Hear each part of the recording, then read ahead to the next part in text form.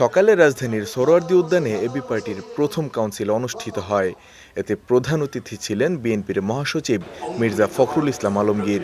এছাড়াও নাগরিক ঐক্যের সভাপতি মাহমুদুর রহমান মান্না, গণফোরামের সাধারণ সম্পাদক সুব্রত চৌধুরী সহ অন্যান্যরা উপস্থিত ছিলেন।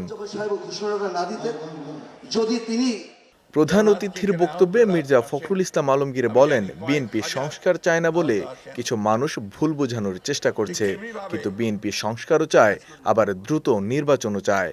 আমরা সংস্কারের কথা আগেই বলেছি, আবারও বলছি যে আমরা সংস্কার চাই। কিছু কিছু মানুষ আছেন যারা একটু ভুল বোঝানোর চেষ্টা করেন যে আমরা সংস্কার আগে নির্বাচন চাই বা নির্বাচনের জন্য অস্থির হয়ে গেছে। বিষয়টা কিন্তু সেটা না, এটা বুঝতে হবে।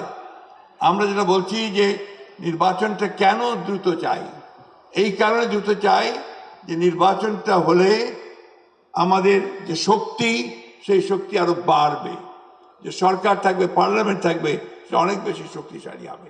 দেশ অর্থনৈতিক ও রাজনৈতিকভাবে ভঙ্গুর অবস্থায় আছে উল্লেখ করে বিএনপি মহাসচিব বলেন, এখন প্রয়োজন গণতান্ত্রিক ব্যবস্থা নিশ্চিত করা।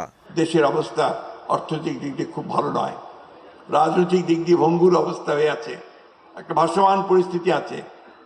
আমরা সেইটাকে একসাথে করতে চাই, আমরা সেটাকে একখানে নিয়ে সবাই মিলেই আমরা এই সমস্যাগুলো সমাধান করতে চাই।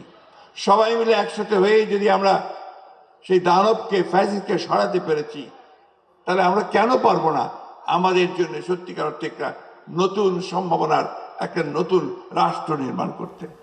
এবি পার্টির প্রথম কাউন্সিলে আগামী 3 বছরের জন্য চেয়ারম্যান নির্বাচিত হয়েছেন মুজিবুর রহমান মঞ্জু, আর সাধারণ সম্পাদক নির্বাচিত হয়েছেন ব্যারিস্টার আসাদুজ্জামান ফুয়াদ। মানিক মোহাম্মদ ওমর, বিজয় টিভি, ঢাকা।